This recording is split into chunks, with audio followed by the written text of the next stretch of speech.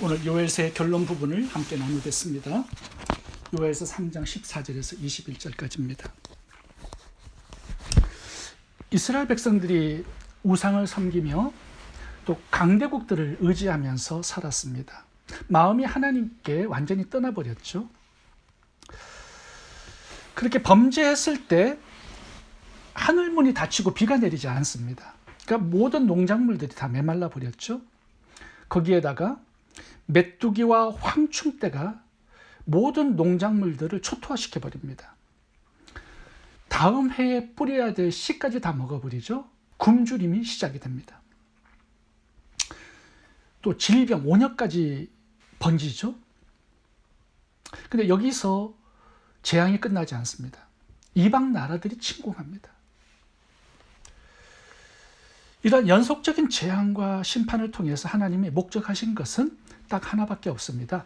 이스라엘 백성들이 죄를 그치고 회개하고 하나님께 돌아오는 것이었습니다. 근데 이스라엘 백성들 돌아오지 않았습니다. 죄를 회개하지 않았습니다. 그래서 결국 나라가 멸망합니다. 백성들은 포로로 끌려가고 노예로 팔리는 비참한 신세가 되어버렸습니다. 완전히 절망적인 상황이 되어버렸죠. 그런데 요엘서는 하나님의 소방적인 메시지를 전달합니다. 늦지 않았다. 아직도 소망이 있다. 그 완전히 망한 그 자리에서 회개하고 하나님께 돌아오라는 것입니다. 그러면 하나님께서 긍휼히 여기고 회복의 은혜를 베푸시겠다라는 것이 요엘서의 메시지입니다. 요엘서를 보면요, 범죄하고 타락하고 멸망한 백성들을 향해서 내 백성, 내 자녀, 내 소유, 내 분신이라고 표현합니다. 나는 너희를 떠나지 않았고 절대로 포기하지 않겠다라는 메시지를 주시는 것입니다. 결국 이스라엘 백성들은 이방인의 포로가 된 그 상태에서 회개합니다. 회개가 너무 늦은 것 같아요. 그런데 그들은 결국 하나님께 돌아옵니다. 하나님은 회개하고 돌아온 이스라엘 백성들에게 긍휼을 베푸실 것이다 말씀하시고 회복의 은혜를 주시겠다라고 약속합니다. 오늘 요엘서의 결론이 회복에 대한 메시지입니다. 하나님은 이스라엘 백성들에게 회복을 주시겠다라고 약속하면서 먼저 회복해야 될 것이 있다라고 말씀하고 있습니다. 그것이 예배의 회복입니다. 18절 읽겠습니다. 그날의 산들이 단포도주를 떨어뜨릴 것이며 작은 산들이 젖을 흘릴 것이며 유다 모든 시내가 물을 흘릴 것이며 여호와의 전에서 샘이 흘러나와서 시딘 골짜기에 되리라. 여기 보면 산들이 단포도주를 내요. 작은 산들이 젖을 내요. 유다의 모든 시내에 물이 흘러서 죽어있는 모든 영역들을 다시 솟아나게 하고 회복시킵니다. 그런데 어디에서 출발되느냐, 이것을 주님이 알려주세요. 여호와의 전에서 샘이 흘러나와서 이렇게 된다라는 겁니다. 하나님의 성전에서 그렇게 된다라는 거예요. 하나님의 성전에서 드리는 예배, 여기가 모든 회복의 출발점이다, 이렇게 말씀하고 있습니다. 그래서 중요한 단어가 여호와의 전에서 샘이 흘러나와서, 이 구절이 굉장히 중요한 구절이에요. 모든 죽어있는 것들을 살리고 회복하는데 그 근원지가 어디냐? 하나님의 성전, 예배라는 것입니다. 예배가 회복되어야 모든 무너진 것들, 파괴된 것들이 복구되고 회복될 수 있다라는 말씀을 하시는 것입니다. 출애굽기에 보시면 하나님이 예배에 대한 약속을 주시는데, 예배하는 곳에, 내 이름을 기념하는 곳에 내가 강림하여 복을 주리라 약속합니다. 예배가 모든 회복의 출발점이에요. 예배가 회복되지 않으면 회복은 일어나지 않습니다. 영적인 회복이 있어야 물질적인, 육적인, 환경적인 회복이 일어나는 것입니다. 16절 보세요. 이 시온하고 예루살렘이라는 지명이 나옵니다. 나 여호와가 시온에서 부르짖고 예루살렘에서 목소리를 바라니 하늘과 땅이 진동되리로다. 그러나 나는 내 백성의 피난처 이스라엘 자손의 산성이 되리로다. 그런즉 너희가 나는 내 성산 시온에 거하는 너희 하나님 여호와인 줄 알 것이라. 하나님께서 계시는 곳이 시온이고 예루살렘이라는 겁니다. 이 시온은 예루살렘에 있는 언덕입니다. 여기에 성전이 있는 것이에요. 그래서 시온 하면 성전 예배를 뜻하는 단어로 사용이 되었습니다. 하나님이 성전에 계세요. 성전에 나와 예배하는 백성들을 만나주시겠다라는 거죠. 거기서 은혜를 주시고 회복을 주시고 말씀을 주시고 필요한 모든 것들을 공급해 주신다는 겁니다. 이스라엘 백성들이 범죄했을 때 징계를 받아서 시온을 잃어버렸습니다. 예배를 잃어버린 거죠. 이스라엘이 돌이켜 회개할 때 시온을 회복시켜 주신다는 거예요. 다시 말하면 회개하는 자에게 주시는 가장 큰 축복은 예배라는 것입니다. 왜냐하면 이 예배의 회복에서 모든 것이 다 회복되기 때문에 그렇다라는 거예요. 느헤미야서를 보면 이스라엘 백성들이 포로에서 돌아왔습니다. 포로에서 돌아와가지고 제일 먼저 한 게 뭐냐면 예루살렘 성벽을 재건하는 것이었어요. 이 느헤미야를 중심으로 이제 성벽을 재건하는데 예루살렘 성에는요 10개의 문이 있습니다. 근데 제일 먼저 건축한 문이 뭐냐 하면 양문입니다. 양문. 이 양문은 양들이 들어가는 문이에요. 왜 이 양문을 제일 먼저 건축을 했을까요?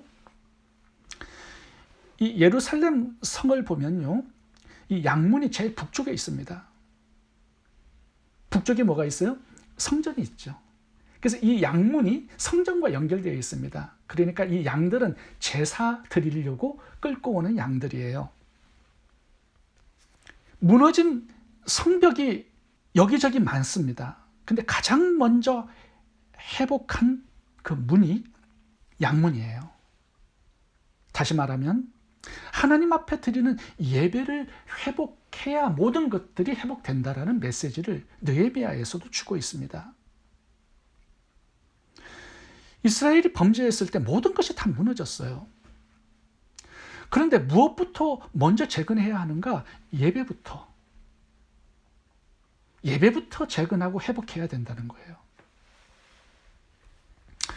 요한복음 4장을 보시면 예수님이 수가성 여인을 찾아가서 대화를 나누십니다. 먼저 생수에 대한 대화를 나누시다가 갑자기 대화의 주제가 예배로 나갑니다. 그 여인이 이렇게 물어봐요. 예수님, 우리 조상들은 이 산에서 예배하였는데 당신들의 말은 예배할 곳이 예루살렘에 있다 하더이다. 예수님의 답변은 하나님은 영이시니 예배하는 자가 영과 진리로 예배할지라. 예배에 대한 주제로 나아가면서 이 예배로 대화가 마칩니다. 이 수가성 여인은 5번 결혼에 실패했어요. 남자들에게 다 버림을 받았습니다. 그 물 길러러 오는 시간도 사람들이 오지 않은 낮 정오에 물을 길러러 온 거죠. 완전히 망가진 인생이었습니다. 그 여인을 회복시켜 주실 때 예수님은 예배를 통하여 회복시켜 주신 것입니다. 이 여인에게 예배를 향한 갈망이 있었어요. 예수님 그걸 보시고 찾아가신 것입니다. 그래서 참된 예배가 무엇인지를 가르쳐 주신 거예요. 이 여인은 참된 예배를 회복했을 것 같습니다. 그리고 인생도 회복된 것으로 요한복음 4장의 결론은 나와요. 수가성에 들어가서 전도인 역할을 하죠. 많은 사람들을 예수님께 데려 나옵니다. 예배는 파괴된 모든 인생의 회복의 근거가 되고 기초가 되는 거예요. 우리 삶의 모든 해법이 어디 있는가? 예배의 회복에 있습니다. 우리가 잃어버렸던 예배를 회복하면 무너진 모든 것들을 다 회복시켜 주시는 하나님의 은혜가 주어집니다. 내 힘으로 우리 인생에 무너진 것들을 복구하려고 애쓰지 마시고요. 뭐 그런다고 회복될 수 있겠습니까? 하나님을 참되게 예배함으로 하나님께서 우리의 무너진 모든 삶의 영역을 회복해 주시도록, 은혜를 주시도록 하는 것, 이것이 바른 회복의 방법입니다. 그렇다면 예배를 통해서 주시는 회복의 복이 무엇인지 세 가지로 살펴보겠습니다. 첫 번째는 물질적인 축복을 주십니다.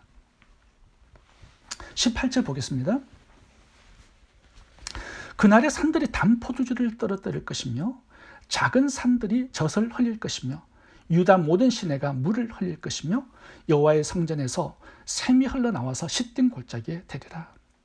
여기 보면 풍요로운 축복을 네 가지로 말씀하시는데 주체가 누구냐? 하나님으로 나옵니다. 하나님께서 이런 복들을 주신다라는 거예요. 내가 스스로의 노력으로 황폐한 땅에 물을 흐르게 하는 것이 아닙니다. 하나님이 그렇게 하시는 거예요. 여기 시딤 골짜기라는 단어가 나오죠. 이스라엘의 시딤 골짜기는요, 물이 없는 척박한 땅, 황폐한 땅을 상징합니다. 근데 예배가 회복되면 이런 곳에 하나님께서 물을 대시겠대요. 완전히 메말라버린 황폐한 땅에도 새로운 생명수가 흐르고 그곳에서 모든 것들이 회복되는 은혜가 주어진다라는 것입니다. 18절 보세요. 포도주가 떨어진 것 같은 기쁨이 사라졌던 삶에 기쁨이 회복됩니다. 양식이 고갈된 삶에 신선한 우유가 넘칩니다. 기갈하여 황폐된 땅에 물이 흐르고 샘이 흘러 넘쳐서 모든 것들이 살아나는 이 풍요로운 축복을 하나님께서 주시겠다 약속합니다. 그런데 어디에서? 여호와의 성전에서 샘이 흘러나와서 시든 골짜기에 되리라. 이 여호와의 성전이라는 단어가 매우 중요한 단어예요. 어디서 회복이 일어나느냐? 예배. 이것을 강조하고 있습니다. 요엘서 결론에서. 그래서 우리가 예배하는 거 지루한 거 아닙니다. 시간 낭비 아닙니다. 어떤 사람은 주일날에도 예배를 빼먹고 일하러 나가고 장사로 가서 스스로의 노력으로 물질적인 이 축복을 받으려고 하는데 그게 잘못된 방법이고 어리석은 방법입니다. 하나님 없는 물질이 얼마나 오래 가겠습니까? 두 번째, 예배를 통해서 주시는 복은요, 이웃의 복이 되게 하시는 것입니다. 18절 다시 보겠습니다. 여기 보시면은 복을 받는 대상이 다 복수로 나와 있습니다. 그날에 산들이 복수죠. 단포도주를 떨어뜨릴 것이며 또 작은 산들이 복수로 나옵니다. 젖을 흘릴 것이며 유다 모든 시내가, 이것도 복수죠. 단수로 나오는 곳이 하나가 있습니다. 시딤 골짜기는 단수입니다. 여기 보시면 시딤 골짜기에 먼저 물을 대주세요. 완전히 메말라버린 황폐한 척박한 땅에 물을 대주세요. 이 물이 어디서 나오냐? 성전에서 나옵니다. 근데 여기 시딤 골짜기만 물이 있는 게 아니라 이게 흘러 넘쳐가지고요, 많은 산들, 작은 산들, 유다 모든 시내에 이 물이 흘러갑니다.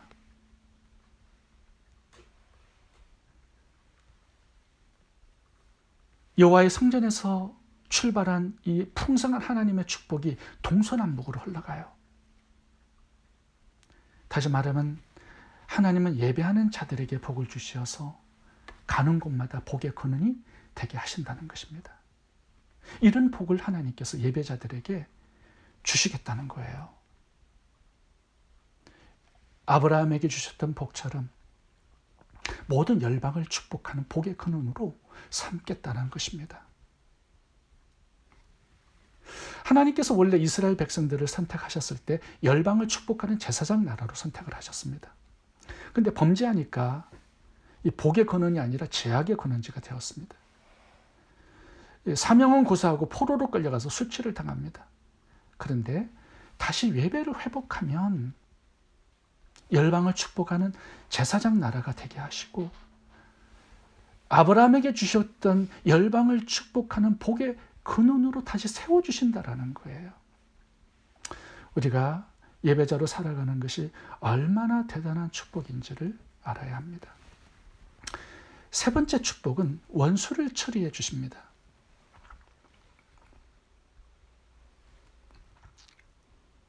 19절 보겠습니다.